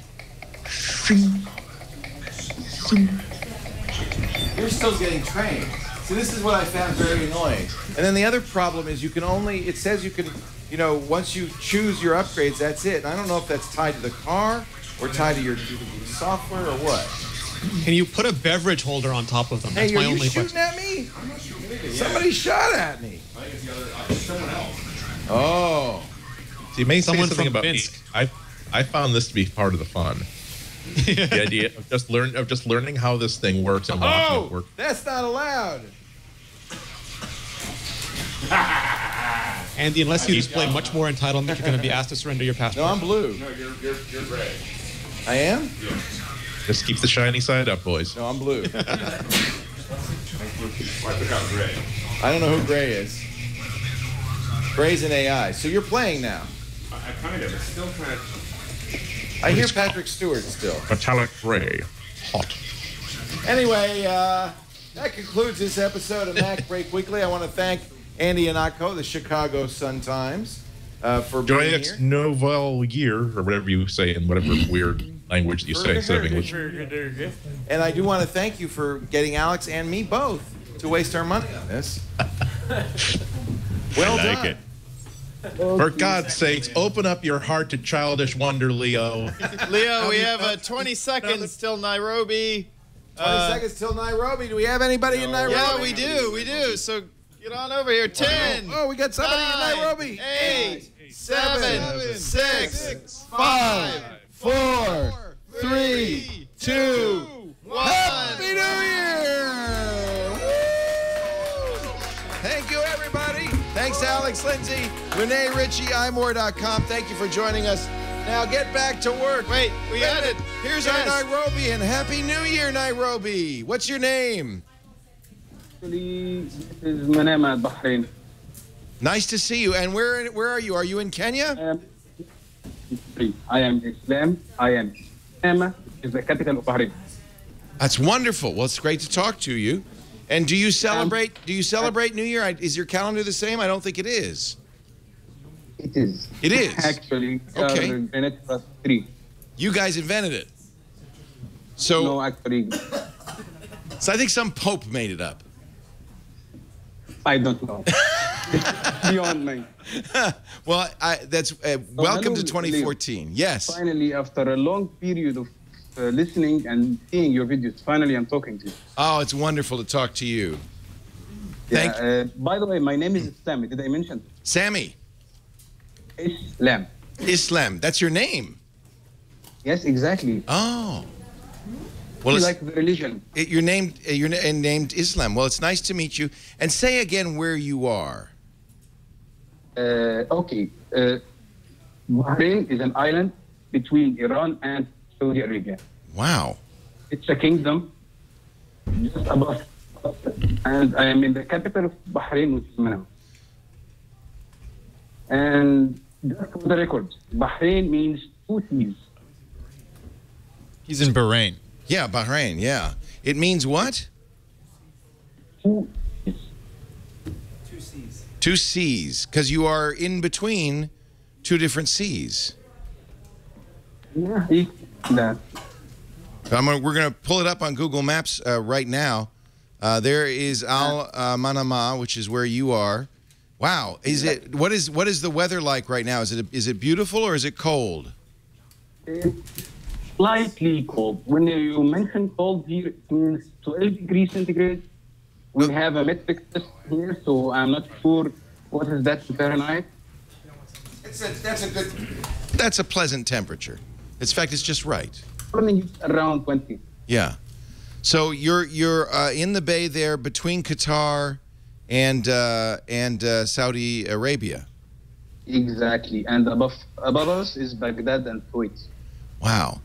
Well, it is so great to talk to you. What does the celebration of New Year's in Bahrain mean? Well, it depends because we have a lot of Americans here in British and New Zealand, right. A lot of countries, and we have humongously amount of Asians. From every country in Asia, we have people here. Well, so it's a melting pot. It's exactly like that. Everyone celebrates differently. We have from Pakistan, we have from China, we have from Indonesia, Philippines, Russia, UK, even USA. We have an army base. I actually live near it here in Bahrain. I am so thrilled that you spent your New Year's Eve with us, and I'm sorry we didn't get to you for the countdown. We were busy playing with those silly cars. Yeah, I was counting down with you. Would you do it? Would you do it for us again? Is it in Arabic that you do it? No, I did it in English because I'm not sure Arabic is a common language there. Do it in Arabic. Let's hear it. 5. No, 5 is 5 4 3 2 1. Okay. And now, how do we say Happy New Year? Sana Saida. And how do you say Happy New Year? Sana Saida. Oh, he said it. Yeah, actually. We have somebody from Saudi Arabia visiting us, so he's waving at you all the way across the ocean. Actually, very lucky to be there in your state. I'm seriously hoping to see you in person. And I actually talked with Tony a lot about actually covering 2 points. Would you please allow me to do this? Absolutely. Please, go right ahead. You did something very nice, converting your netcast, as you call it, from an audio only to video only, because this enhances the perspective of your talk and grabs the attention. And this is very critical for me because I'm a visual person. Yes. I started listening to Twit on an application on Android called, but I couldn't handle it. I kept losing track of talk, so I switched to Twit to DP direct.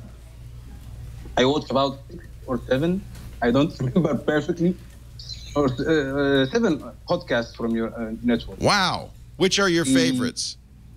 I started all about Android because I'm a good choice. Completely Android fan. No, actually, the first one was This Week in Google.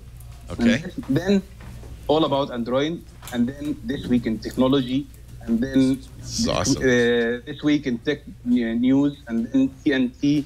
I watched NSFW for once, and I didn't like it. Sorry about that. I'm with you. I've only seen it once. I don't want to see it again. I'm going to be in it today. Maybe we could. Brian Brushwood is here. We are going to have a magic show. You can raise the bar a little about this. I know. Believe me, Islam. I know where you're coming from on that one, but we try to please everybody. I watched iPad and iPhone 5 maybe. That's great. Yeah, the iPad today and i5 for the iPhone. But, do you? What is your business? What do you do for a living? I'm actually a computer engineer in one of the telecom companies here. That's awesome. And I'm in a logical perspective, I am in Bahrain's AT&T. Ah, he's a telco guy. So does the NSA have a tap into the telco in in Bahrain? Well, no, don't worry. No. We no need. We have one thing about this. No, I'm serious. I don't mind it. Okay. The fact that it's in Middle East, we have a known perspective that everyone is listening. Yes. I watched it. I watched something. I just had spontaneous combustion of this champagne bottle. I apologize. It just all of a sudden it went off all by itself. Wow. I'm glad that wasn't I wasn't sitting on it. So you in Bahrain you assume that people are listening all the time. In the Middle East, we assume that USA is listening. That we are listening. Of course we are. Years ago, assuming this. Yeah. No, I think it's probably the case. Absolutely. I'm seriously amazed that you didn't believe this. Well, I think we knew of this, and we knew of going back to post 9/11. We knew of widespread snooping, but it wasn't until we really saw the scope of it, I think, that people really realized it wasn't, here and there investigating a particular case, but it was really a net that was cast very wide. It's a much better story. See, before it was being told to us, and now they're showing us. So the show versus it's visual, tell, as you said, Islam. They're always watching. Very good point of view. Yeah. Second point I'd like to mention, and this is, again, you mentioned this today, and I was having this very bad problem with all fake news on the internet completely. There is, okay, let me go back a little. I started working on the internet because I'm actually a little young, so I'm 29 years old. So I started around 2000. And as usual, as a young person, I started in MSN chat rooms. I remember that was the name. And people did not believe me when I mentioned that I'm from Egypt. I'm actually from Egypt, by the way. Uh-huh. So, no, guys, I am from Egypt. Do you have guys? Do you use computers? I would always say Egypt was the second country that had train. So we in Egypt, we had computers since the 80s. We had the internet since the 90s. And the internet became a public thing in the 2000s. So it's 13 years old. So we are in a very good shape. Let's say that it's not as good as in USA or UK, but we have a good internet connectivity. We had a good understanding of technology. I am a technology geek. I started on Windows 3, I remember. Windows 3 at 1993 when I was 8 years old. Then started Windows 95. I disassembled my first computer at 1996 with my brother, and I assembled a new computer at 1998. I started with every version of Windows and Office since Word 2 and Word 6, then Office 93 and Office 96. You've convinced me, Islam. You're a geek. I believe you. When did you come from Egypt to Bahrain? Bahrain, 5 months ago. Oh, you're new. And are you going to stay there or go back to Egypt? Yes, I know I'm staying here because I work in the company. I'm not a visitor here. Right. But I have to say one thing. Every time, everywhere on the internet, make it Twitter, make it other podcast or any site, it will say worldwide. And then when I see this worldwide list, there is no Middle East or Africa at all. And then you say worldwide. You are missing one continent. And what continent is that?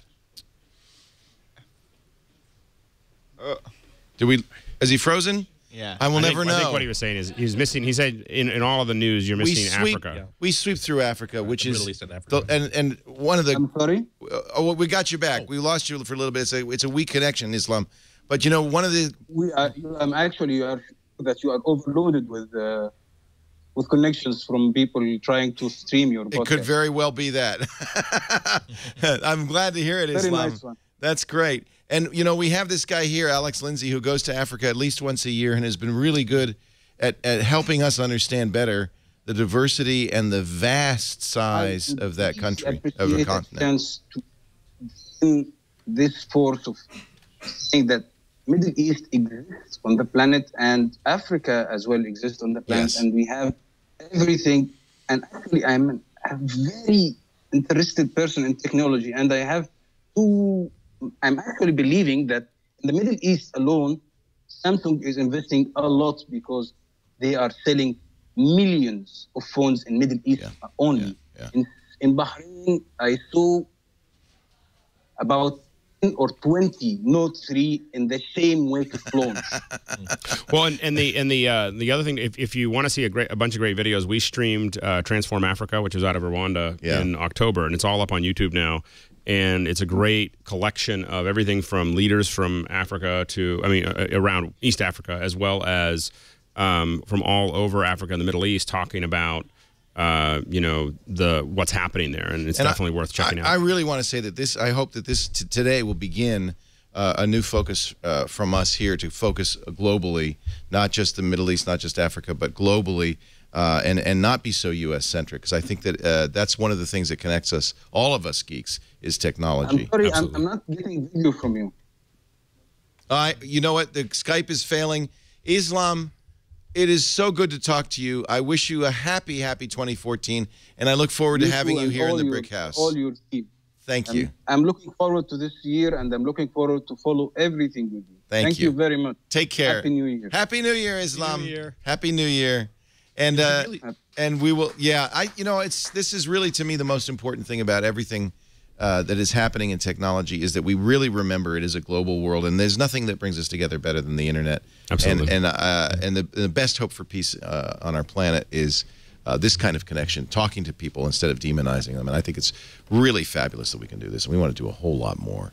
I have to say that if someone wants to, if someone in the chat room or anywhere wants to recommend like an Apple tech podcast that is actually based in Africa, that's actually based in Asia, that's based someplace about 6,000 miles away from North America, I'd actually be very, very interested. Ideally in English. Right. But it's like there's such a totally different perspective when you it's same technology, same types of users, but when you put it into a different environment and you wonder why is a certain type of phone, why is a certain type of device much more popular overseas than here? Why is this application the #1 seller over there when you think that there is a localized equivalent available for it? And that's the only thing you get by listening to the counterpart to geeks are geeks everywhere, even if the environment is different. So it'd be great to hear the same complaints that people make about Microsoft filtered through the problems about using it in a different context. Had we had a better connection, I would have asked Islam what he thinks of all the crapware Samsung's loaded on the Note 3. And then we would have had a good conversation about that, no doubt. We're going to wrap up MacBreak Weekly. We've got a science show coming up. We're going to blow some stuff up. In just a bit. I want to thank you, Andy and Akko, for joining us. Happy New Year. Have a great New Year's Eve. And we'll see you in 2014 on MacBreak Weekly. Thank you, Andy. Take care. Thanks to Renee Ritchie, too. Happy New Year in Montreal. New Year. Bonne année. Bonne année. Au revoir. And we'll see you in à la prochaine. 2014. Yes? Yeah, I'm off to CES next week, but I'll be back the week after. Okay, good. Have fun at CES. Maybe we'll hook up with you there. That's great. Yep, Thank you, Renee. Take care. You're going to go to Vegas too, Andy? Yep, I'll be leaving in the middle of the week, but I will be there for the first few days. Unheard of. Unheard of. That's awesome. I decided that I need to increase my risk of sunstroke and skin cancer. So my doctor advised it. So enjoy a fine cigarette or two while you're out here as well. Thank you, everybody. Thank you, Alex Lindsay. You're going to go make some drinks. We're going to go blow some stuff up. Thank you, everybody, for joining us. Now get back to work because MacBreak is over. And 2:30. It's over. At 2:30. 2:30.